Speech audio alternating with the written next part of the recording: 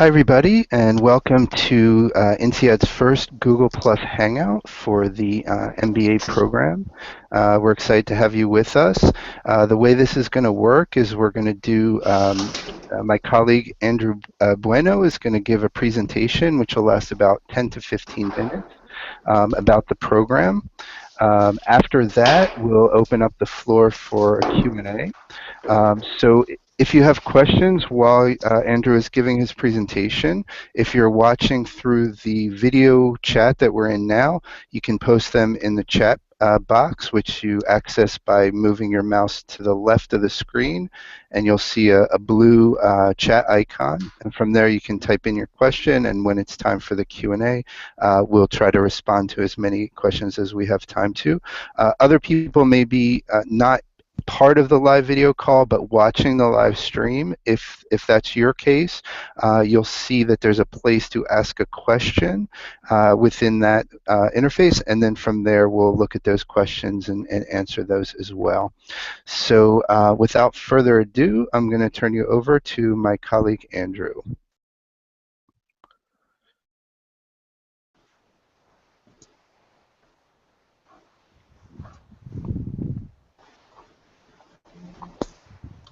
Hello and welcome everyone. Thank you so much for joining us for our very first MBA Google Plus Hangout. It's great to have you here with us, joining us from around the world. As mentioned by my colleague Dove, my name is Andrew Bueno and I'm part of the marketing team here at INSEAD, responsible for promoting the MBA program and other degree programs in Europe, Central Asia, Caucasus, Israel, and Saudi Arabia are the countries that I cover. So it's a pleasure to be here with you all today. Going to be going through a very short presentation about INSEAD's MBA program, looking at a bit of the history of the school, the learning community that we have here on our campuses, and then from there moving into quite swiftly into the program details, where you'll be spending your time in France, Singapore, Abu Dhabi, the US, and China, and then moving more into career development and seeing what you will be doing after you've graduated from INSEAD, and then ending with a bit on the admissions process and what you need to prepare for your application to our program. So that will be the format of the presentation, and as Dove mentioned, we'll be ending the session with a Q&A for about 30 minutes. All right, so I'm going to go ahead and get started. INSEAD's learning community is quite large. I think it's important at this point to cover very quickly a bit of the history of the school. INSEAD is the first MBA program outside of the US. So if you think kind of pre-World War II time period, all of the MBA programs were based in the United States. And then INSEAD was founded in 1957 with the first class graduating in 1959 here in Fontainebleau, France. But we then very quickly expanded across the world to our Singapore campus in 2000 and the Abu Dhabi campus in 2007. So today's program will be solely focusing on the full-time MBA. However, we did see that some of you asked some questions earlier about our Global Executive MBA program, which we offer across our 3 campuses. And we also have a Master's in Finance, a dual degree with Tsinghua University in China, an Executive Master's for Coaching and Consulting pertained, and a PhD, in addition to the executive education courses that we offer. So the focus of this one will be solely on the full-time MBA, which, as you can see there, constitutes of about 1,000 students across our 2 campuses. So we seem to have a little bit of a feedback coming back from someone's mic. So what we'll do is if all of you can just be sure to mute your mics, that'd be brilliant. That way there's only one sound coming through the broadcast. So as a full-time MBA student, you will be able to spend time in France and in Singapore and across our different locations in the US and in China. So I'll get into more detail in a couple slides on how you will be able to go from one campus to the other. In terms of faculty at INSEAD, it's important to highlight that we have about 147 permanent faculty here on our campuses. Business schools work in very different ways with regards to the hiring and the usage of faculty. At INSEAD, we choose to in-house our faculty, so we do not work on the model where we're shipping faculty from other schools and universities to our campuses to teach you. The faculty that teach at INSEAD contribute to the community here, to the research, to the overall teaching across the programs, And so therefore it means that they're very dedicated to you as students. It means that they will be available to meet with you after classes, to work on projects with you. And I think that's something important to highlight, that the faculty are tenured faculty here at INSEAD across our 3 campuses. As you can see there, they do contribute quite actively to the research and development of the school. Now, once you've decided you want to apply to the MBA program, I'm assuming if you're on today's session, it's because you're interested in coming to INSEAD. So one of the first decisions you will have to make is, do I want to come to INSEAD or not? But then the second one will be, which campus do I want to start on? Third one would be, which intake do I want to start on? And then once you're on the program, you would need to decide where you want to spend your time while on the program. So for the first 4 months, you will need to spend your time on one of our campuses, either in France or in Singapore. As of period 3, you will then be able to move on to the opposite campus. And then periods 4 and 5, you will be able to spend time at some of our partner institutions. As you can see up on the screen, I'll highlight 3 of them. Wharton in the state of Pennsylvania, Kellogg in the state of Illinois, just north of Chicago, and SEABS in Shanghai in China. So you would be able to then, during periods 4 and 5, potentially spend 1 period, so the equivalent of 2 months, at one of those institutions away from an INSEAD campus. So where are people coming from? This is one of the key things about INSEAD, is the diversity of the student body. You will hear us use at INSEAD, and even in this presentation, the word diverse quite a lot, because it does come out in various aspects of our program, the teaching, the curriculum that's offered, but also the profile of the students. What we do is to ensure that no nationality is represented above 11%. And as you can see up on the screen, I imagine you're now trying to find your nationality or region group up on the screen. It represents about roughly 90 nationalities across 2 intakes, so across 1 year here on the France and Singapore campuses. And the goal here is to make sure that there's no dominant culture, to also ensure that when you get into a classroom setting, you're surrounded by individuals who are also a minority, who also come from very diverse backgrounds, and who can contribute equally to the program. So there's no dominant culture dictating or, let's say, managing the way the classroom discussion is held, and ensuring that you can learn the most from the people that are surrounding you physically in the classroom. So covered where you're going to be spending time, I'm assuming that you know where Singapore is. Fontainebleau is maybe a little bit more difficult to locate on the map. It's about 60 kilometers south of Paris, and the Singapore campus is on the roughly the southwest side of the island there on the tip of Malaysia. So it's about 25 minute taxi ride from Changi Airport, and Fontainebleau is about a 1 hour drive from Charles de Gaulle Airport here in France. Now, I'm not mentioning at this point in time the Abu Dhabi campus. The campus there is not fully developed yet to host and welcome our full-time MBA students. So we do have our Global Executive MBA program running out of the Abu Dhabi campus, and quite a few executive education programs. But for the moment, as an MBA student, you will be able to go to Abu Dhabi either for a module, if you're part of the September intake, or for a 1-week trip if you're part of the January intake. All right, so how does it all pan out? As I mentioned earlier, it represents 5 steady periods of 2 months each. The MBA program is 10 months long. It's important to highlight that it has always been 10 months long. This wasn't some kind of harebrained idea that we came up with in the mid-90s to try and be different. From the moment the school was founded in 1957 and the first graduating class in 59, the program has always been 10 months long. We feel that it more closely reflects the business environment. It allows you to come in, learn, meet new people, try different things, and then get back into the workplace without wasting, per se, too much time. It's a format that obviously fits 1,000 people's lives and profiles per year, and then there's obviously many other people in the world who are choosing longer programs that better suit their needs. So what we're doing in the 10 months is condensing about 80% of the content of a 2-year program into the 10 months that you'll be on the program.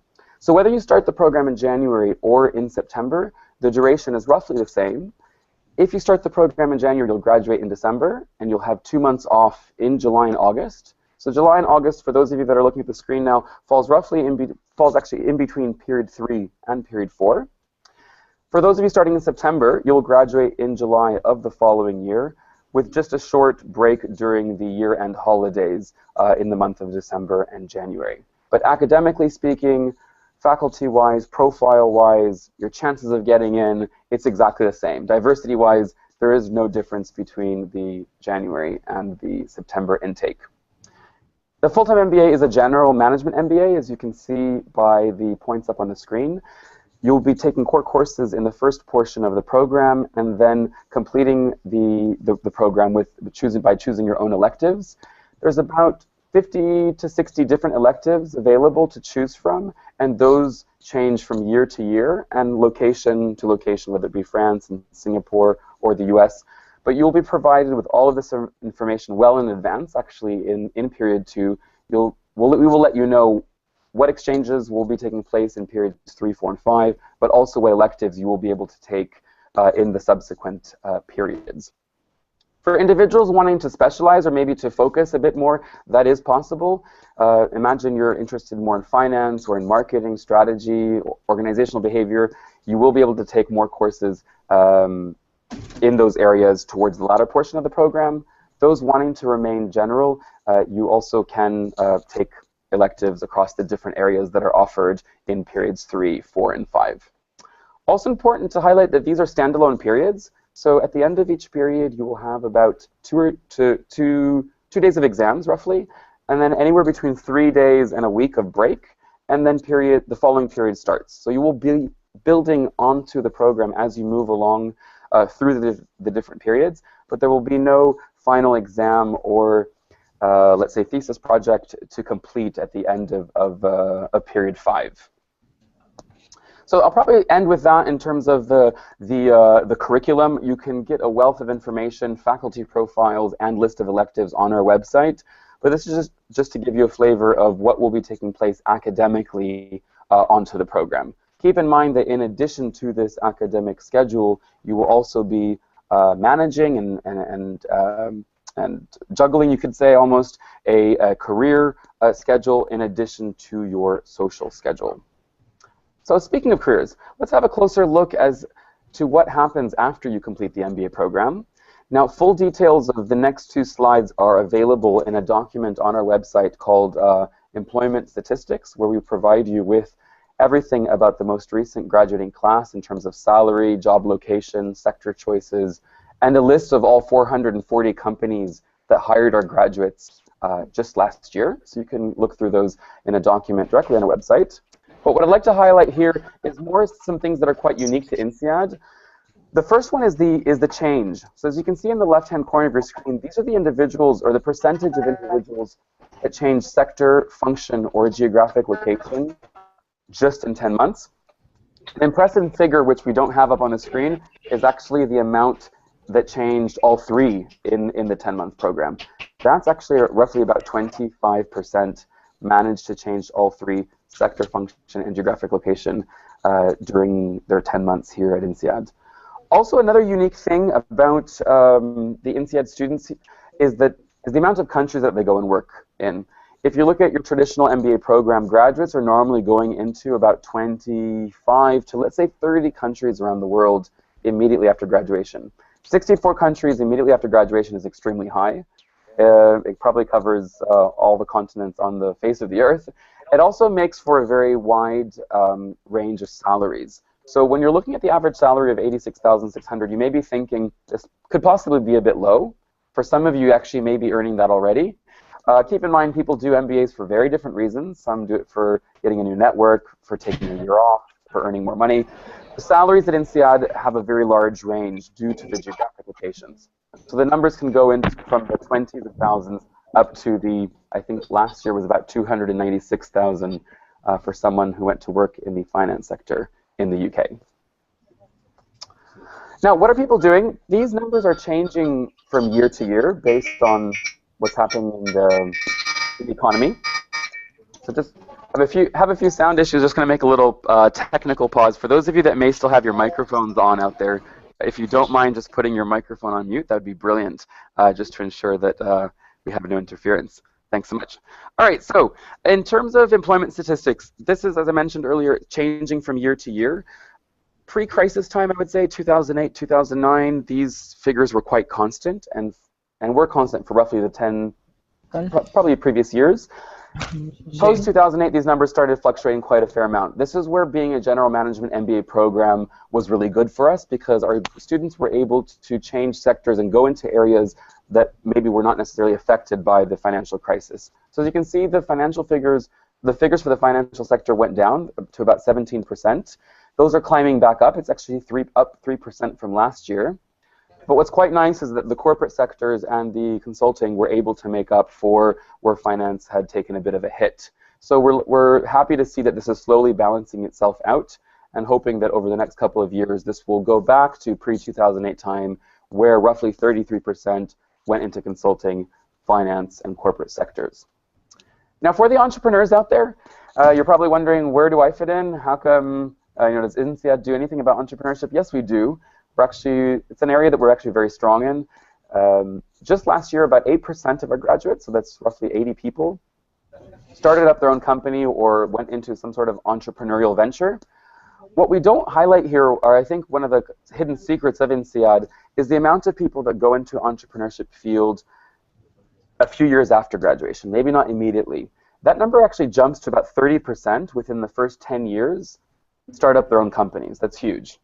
And when you think about INSEAD itself as at its core and who we are as an institution, we are and remain an entrepreneurial project that worked. In 1957, 4 guys got together, post-World War II, an hour south of Paris, and said, let's come up with a school. And they created INSEAD. 50-plus years later, we're still here. So for those of you that are interested in entrepreneurship is at the core of this institution and is who we are as a school and even within this program. So it can definitely be a good place to come to learn and then to set up your own business once graduating from the program. Now, for those of you that are itching for questions, don't worry, I will get to questions at the end. For some of you, this information might be things that you've heard before. For others of you, you might be learning it for the first time. As mentioned, it's a way to engage you in different ways. So we're going to continue on into a few more details about the program and then move into the admissions.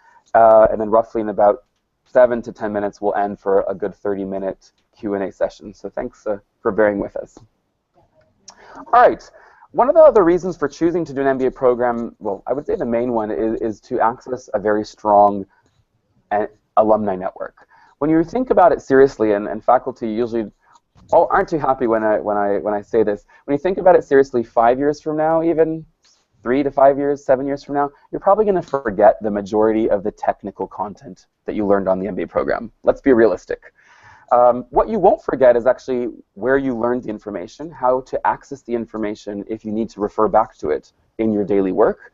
And if you talk to alumni, they always keep their books, their notes from their MBA program and refer back to it as a reference point. So that's where you're going to hold on to the quantitative aspects of this program. Now, what you won't forget and what will remain for a lifetime are the people that you will meet, the experiences that you will have shared, and the memories. And it's that emotional connection to our program and to the school that is very strong. It's one that you can take an alumnus from 1987, one from 95, and one from 2005, and put them in the same room, and they have a shared experience. They have shared memories, even though they never knew each other prior to meeting in that room. And that's what you need to seriously consider as you are prospecting different MBA programs, is which program, which school, which identity, which ethos do I want to be part of the rest of my life? Sounds a bit fuzzy-feely, it may sound a bit cheesy to some of you, but it's actually extremely important.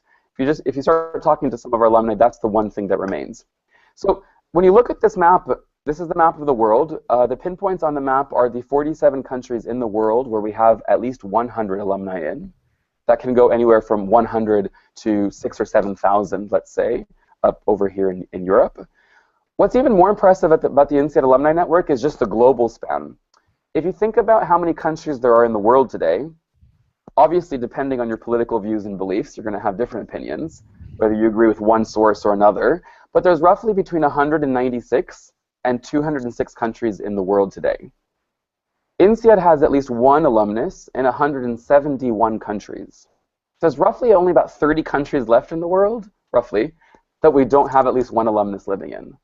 I can tell you the impact of that is actually really important. Just traveling recently through countries like Azerbaijan, Armenia, Georgia, the Baltics, I saw the impact of that, where you go into a country, there may only be one alumnus there, but the alumnus shows up to your event, talks with the people interested in the program, and helps bring people into the program. So you can imagine when traveling through some of those locations for professional or personal reasons, the INSEAD Alumni Network is one of the first things that you're going to connect to in order to do business transactions or even for social or personal travel. So important thing to keep in mind as you are prospecting programs is what is the strength of the network and in which countries are they based. All right, going to spend now the last few minutes here that I have on the admissions process. What are we looking for in a candidate? What is the admissions team going to be looking for in your application? What is the admissions committee going to be reviewing?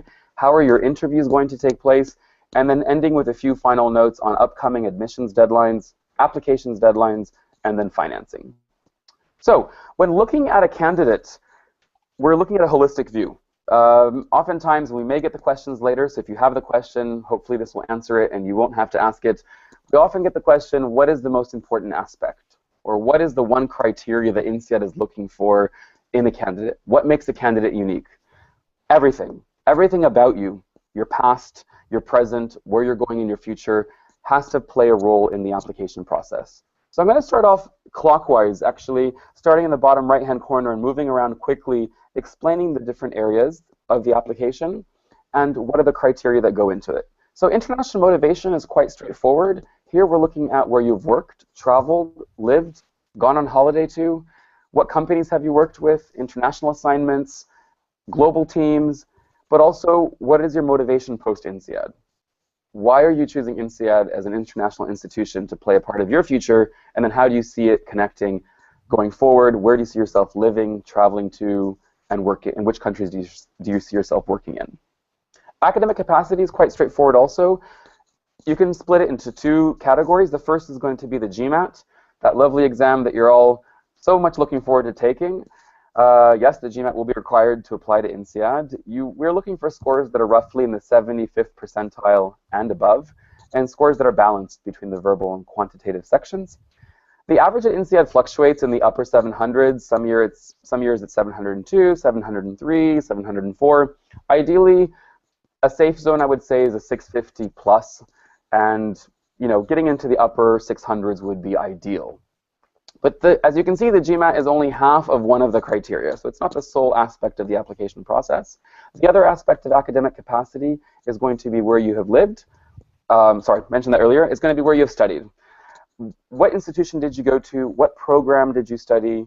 Why did you choose to be an engineering major? Why did you choose to study biology, science, law, medicine, literature, English?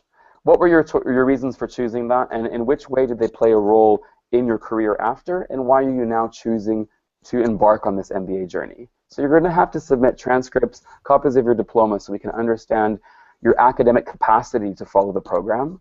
Because as the program is very short and intense, we need to ensure that we have individuals who can perform well academically on the program, because it's not just about having fun, it's not just about traveling and meeting lots of people, it's also about learning. It's also about learning a large amounts of information in a short amount of time. So we need individuals who are ready to work hard also, in addition to playing hard.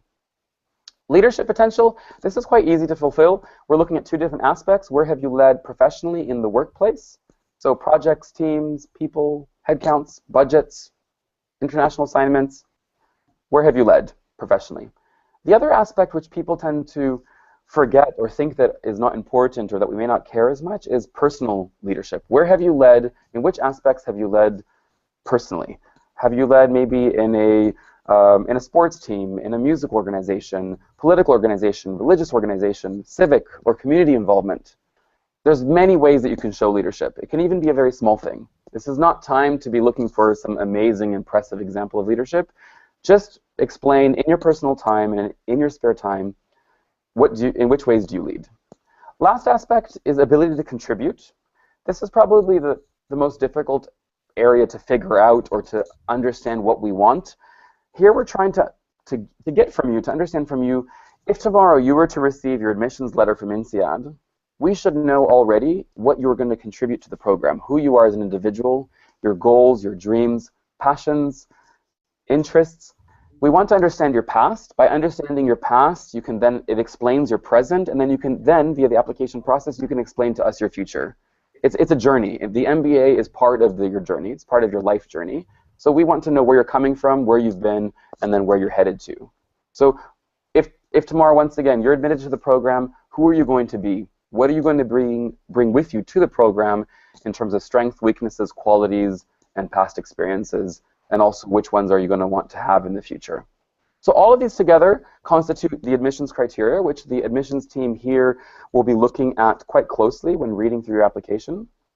Your application will then go off to interview. If you're selected for interview, you will have interviews with 2 INSEAD alumni in your city and country of residence. So we have the pleasure, and we're lucky to have 3,000 plus alumni interviewers globally who use this as a way to give back to the school on a non-for-free basis as a way of giving back. They interview our candidates around the world for the admissions process. So you will not be flying to our campuses or doing a Skype or Google Plus interview. You'll be meeting with an individual who will be trying to understand why the INSEAD program, why an MBA, why you, and why now. Once those interviews are done, then this information gets fed back into your application, which then goes off to the admissions committee. The admissions committee INSEAD is solely comprised of INSEAD alumni and faculty. So the only individuals who are deciding whether you will be getting into the program or not are either individuals who have completed the program themselves or those that are delivering the program. We're really trying to ensure that that high-level quality is part of the admissions committee to ensure that the right people are getting into our program.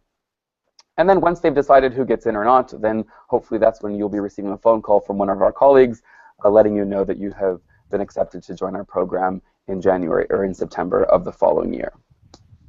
So speaking about deadlines, we have some that have already passed, but we still have 3 coming up for the September intake, and then 4 coming up for the January 2016 intake. There really is no difference which intake you apply in. You will have equal chances of getting in rounds 1, 2, 3, and 4. They are there for a reason. So I know you may have read something on a blog about your chances being less, etc. I'd say trust the source. This is probably the best person to listen to in terms of advice as to what you should be doing. And you should apply when you're ready. When your application is ready for a program, that's when you hit submit. Not sooner, not later. One thing to keep in mind, though, that is if you're applying in round 4, you will not have access to scholarships. Unfortunately, those are only awarded in rounds 1, 2, and 3. So if you are interested or would like to apply for financial support from our school, you need to ensure that you apply within the first 3 rounds. So speaking of scholarships, let's move on to that next. And tuition fees before we move on to the Q&A. So tuition fees for the program, as you can see, are 62,500 euros. Those are for the classes of 2015. There's some other additional costs that will be coming into the program. You also have a quick line at the bottom explaining what's included in your tuition fees. However, the right side of the screen is just common sense. When you're choosing to do a full-time 10-month MBA program, there's obviously a lower opportunity cost than choosing to do a 2-year program, paying tuition for 2 years, not working for 2 years, and spending money for 2 years. So it does factor in. When you talk to alumni, it's quite often one of the top reasons why they chose to do our program is because it is condensed in 10 months, and because in the long term, financially speaking, it will be less expensive. So I know that many of you may be looking at this and thinking it is high. Yes, definitely, we understand that it will be an investment, but you have to look at it as a lifelong investment. This isn't something that you're going to get rid of in 3 years from now. This isn't a product. This isn't a consumer product that can be thrown away, recycled, or lost. It will stay with you, and it will stay with you for the long term, as we mentioned. So to help you come up with the funds or to help you do a bit of financial planning, we do have financing that is available in-house. So we do award about 3 million euros in scholarships per year. Scholarships are merit-based, need-based, nationality-based, and gender-based, and are awarded at different stages in the application process. In addition to that, we do award, as you can see, almost about 400,000 euros in scholarships for women. We're doing this specifically to ensure that we have a high level of gender diversity on the program. At the moment, it's roughly around 30%, and we want to make sure that that number is maintained, but also that it increases. So making sure that we are attracting top talent from around the world. So there are some scholarships that will be set aside just for women. But for the men out there, don't worry. There are some scholarships for entrepreneurs, people coming from family businesses, and people who have general just need. So you can have a full list of scholarships on our website. In addition to that, don't forget to consider and look at external sources of funding. There are many available on our website and just on websites out there.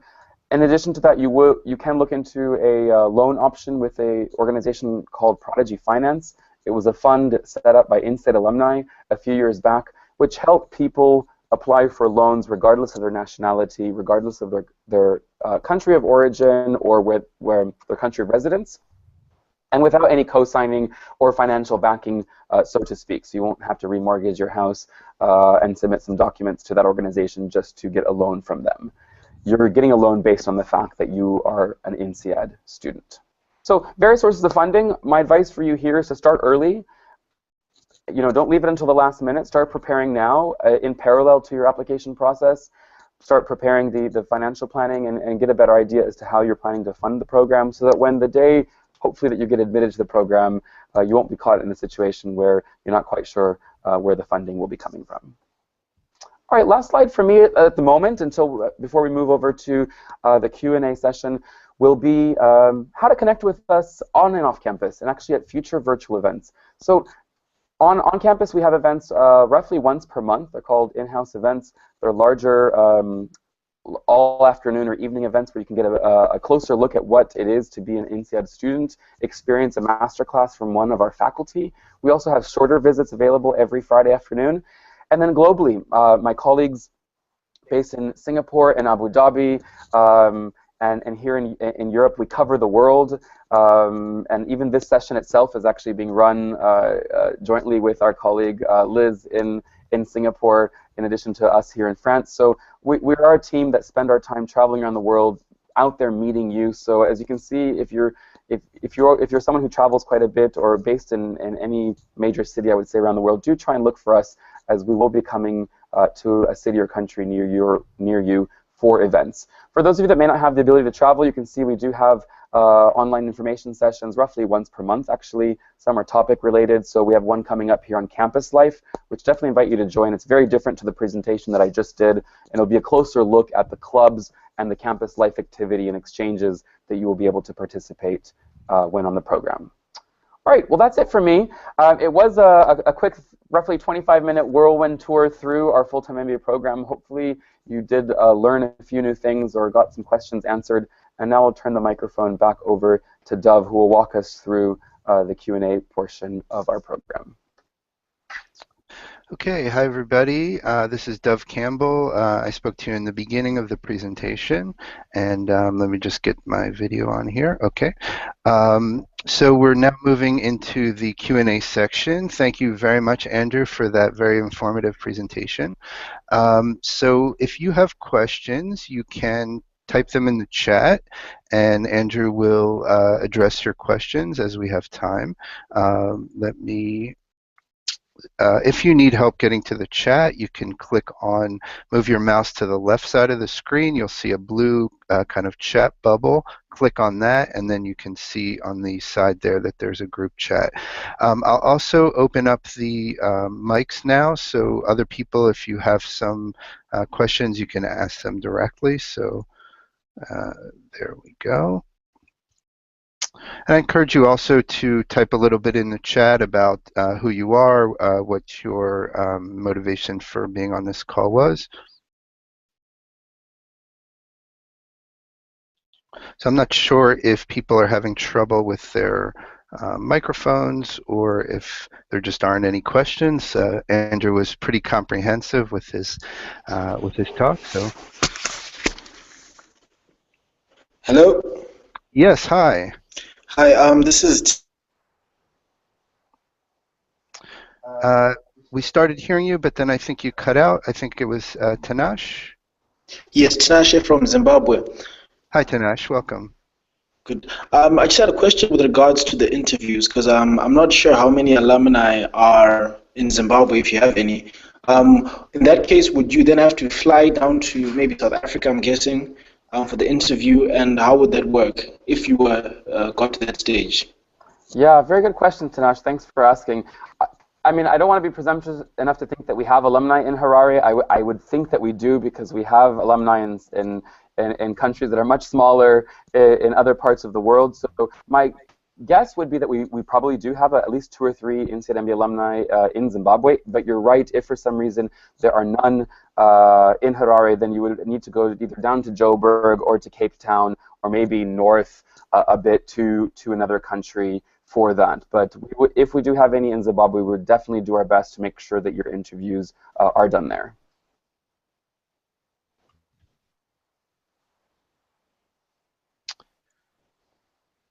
Hopefully that answers your question. Thank you, Andrew. Thank you, Tanash. We do have another question that's coming in, which is, what activities are available for the significant others during the MBA program? Very good question. Thank you for whoever asked that question. Some figures I was not able to cover in the presentation is in terms of partners and children. INSEAD is a very family, partner, children-friendly environment. Actually, 30% of our student body do come to our campuses with partners, and about half of them, so about 15%, would have small children with them. So keep in mind that aside from attending your MBA classes, INSEAD partners and children are part of the community here. They'll get their own INSEAD badges, which will give them access to the campus, the library, the cafeterias, the gym, etc. So there are clubs that they can get involved in. There's clubs for partners. Also, the families amongst themselves organize play groups on campus or in the local community. So by all means, this should be a joint decision with yourself and your families or whatever your family unit happens to be, as the program will be intense and you want to have them as close as possible or nearby while you're on the program. But by all means, they will be welcome to join us here on our campuses. Thank you, Andrew. Do we have any other questions from any of the people either on the live call or that are watching the live stream?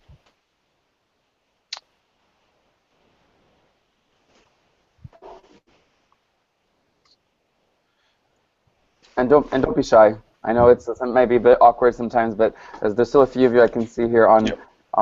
Go ahead. Sorry, another question. I think I got dropped off. Something happened to my connection. But it's Tash again. I wanted to find out. My main concern really has been with getting the financing, particularly because in our environment, financing is close to impossible. So how long does it usually take? I don't know if you'd have information on that to kind of go through the financing process, because I'm considering applying for round 1 in January, or for round 3 in January, or if financing takes a long time, I might have to defer it to round 1 for the 2016 intake. So in terms of just how long it usually takes for a student to get financing. Sure. Happy to answer that for you. What happens with financing in terms of our internal scholarships is that you'll be able to apply for them once you have been admitted to interview for round 3. So you will not have to wait until you have been accepted to the program in order to start applying. So already, if you go to our website, you can already have a look at all of the scholarships that are available and say to yourself, I can apply for 5 maximum. Which ones already correspond to me, meet my nationality criteria, sector, background, gender, etc. And let me start thinking about those questions already now, so that as soon as I get admitted to interview, which hopefully you will, you just have to then submit the requests for those scholarships. Also, that works quite similarly for Prodigy Finance. If you're looking at getting a loan through Prodigy Finance, you can already do a simulation online by inputting a certain amount of criteria, and they will get back to you, I think it's between, let's say, 48 and 72 hours, with a simulation saying if you were admitted to INSEAD, based on the criteria you provided us, this is how much you would get. So there's ways to start simulating all of this today, let's say, or the next few weeks, and getting a closer look at saying, this is how much, how much savings I have. I looked at these scholarships. These 4 people from my country, my nationality background, really correspond to me, so I'm going to apply for those. So hopefully I'll get 10,000 or 12,000 there. Hopefully I can get a loan from Prodigy Finance. The average loan amount from Prodigy Finance is about 32 or 34,000 euros, and then the last option would be need. So you're right, round 3 could be cutting a little bit short, but I think if you start today, and let's say hopefully by the time you get admitted for interview, you have it all planned out, it should work quite smoothly for you after once interviews have taken place. But you are right, if for some reason you feel that if you're short on time, there's an external scholarship you want to apply to that has already been awarded or not available, then you can wait until round 1 of the following intake to apply for that. Thanks. Does that kind of answer your question? If not, yeah, no, it has answered my question. Yeah, I think it's very, very useful. Yeah, thank you. Very, very welcome. Tanesh, just to let you know, I've posted a link to our scholarship page from the website, as well as the Prodigy Finance information about the INSEAD financing there within the chat window here in the Google Hangout. Thanks. We'll look at that. Sure. Yes, go ahead. I'm sorry, there's one thing I read somewhere that generally you only award one type of scholarship to a student, or one type of scholarship award. So it's not likely that you'll then end up being able to get multiple scholarships. Is that, how far true is that, or is that just a general thing?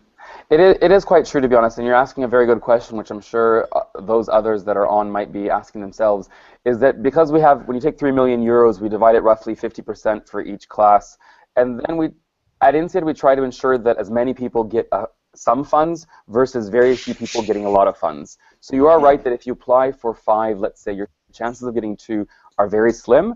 It does happen sometimes based on your profile, on your background, that you may get more than 1, but realistically, let's just say you apply for 1 and you get 1, you could say to yourself, because the average scholarship is about 14,000 euros, let's say, assume that you hopefully will get 14,000, and if you get more, then it's great. If you get less, it's, you know, maybe not so great, but you're right. If you apply to 3, it doesn't mean you're going to get 25 or 30,000 euros, unfortunately, from the school.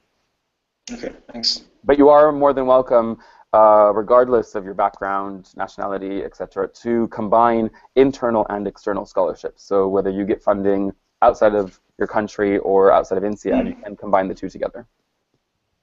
Okay, thanks.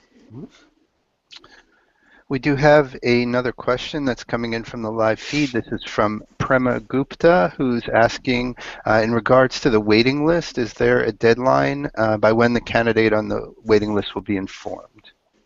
Yeah, so very good question, Prema. Thanks for asking that. The wait list is actually reviewed regularly throughout the different rounds. So what we're doing here is where there have not been seats available in the previous rounds, and we're trying to fill. So we're constantly reviewing the wait list. It's a live and active one. It doesn't just sit there and wait, contrary to its name.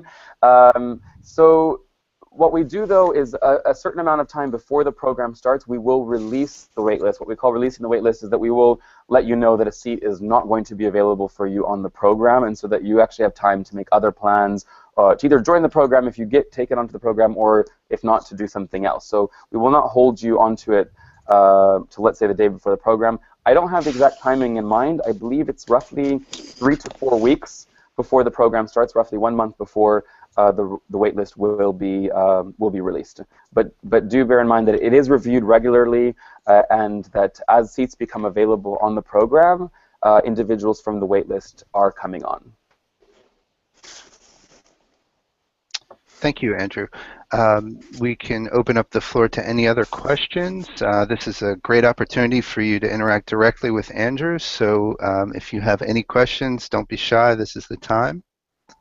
Yeah. Otherwise, we'll do some cold calling, as we call here at INSEAD. I can see that Borja's on here. We've got Ahmad. I'm assuming, Borja, you might be Catalan or coming from Spain somewhere.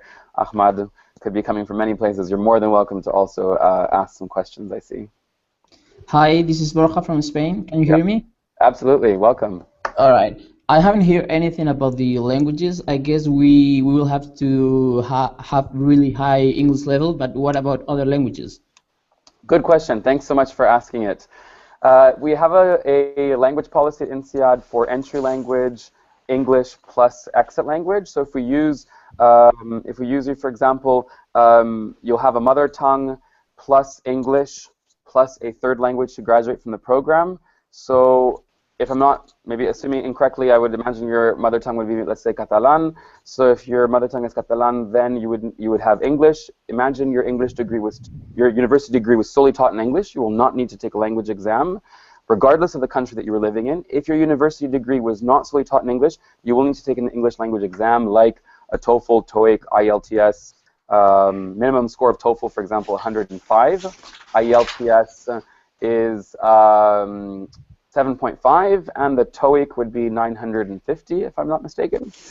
And then everyone, so whether you're coming, let's say, Tanash from Zimbabwe, Borja from Spain, wherever, Ahmed, wherever you're coming from, and whoever else is joining us, all of you will have to have a third language to graduate from the program. Bear in mind, it is just basic knowledge of a third language. This is a very unique thing about INSEAD. It's actually one of the things that makes us a very strong institution. It's one thing that the alumni appreciate, that recruiters appreciate, because it shows not only recruiters, but the alumni community in general that you are interested in other cultures, other people, global travel, that you're adaptable, flexible, and you're not just stuck in your either mother tongue language or your home, or your English language, for example. So quite simple for you, your mother tongue, English and university degree or language exam, and then an exit language exam, which you can take at any point in time before graduation day. They are included in your tuition fees, and you will be able to take those language exams on campus in France or in Singapore. All right. Thank you very much. That cover it, yeah? Yeah. Brilliant. Thanks. Okay. If there are any other questions, we'll take one more question. If not, we'll start to wrap up the call. Ahmad, we haven't heard from you. If you have a question, please feel free. And you can also ask in the chat if your microphone is not working. Okay. Well, it seems like if there's no other questions, we can start to wrap up the call. And we're just going to put up a slide here that's going to show where you can get some more information. So we're very active on social media. If you are on Facebook, Twitter, LinkedIn, YouTube, or Google+, feel free to follow our accounts there. We post a lot of information about the program, information about research, news about the school, about our professors, and you can follow us at all these different locations. We'd love to interact with you further on social media. In addition, if we can go to the next slide, these are some short links that will take you to some handy areas. Our MBA website, that's our email address. If you have additional questions after this session, you can send an email there. And then we have links to the online application as well as the MBA brochure. So we'll just leave that slide up there for a little bit. And thank you very much to everybody who's participated in our first ever Google Hangout. And we will be having more of these in the future, and we will be announcing those through social media as well. So keep an eye on that if you come up with other questions afterwards, or if you're at a different stage in the process and have questions. So thank you all for joining. Thank you very much, Andrew. Thank you. Pleasure being here. And goodbye, everybody. Yeah, see you all soon. Cheers. Cheers. Bye.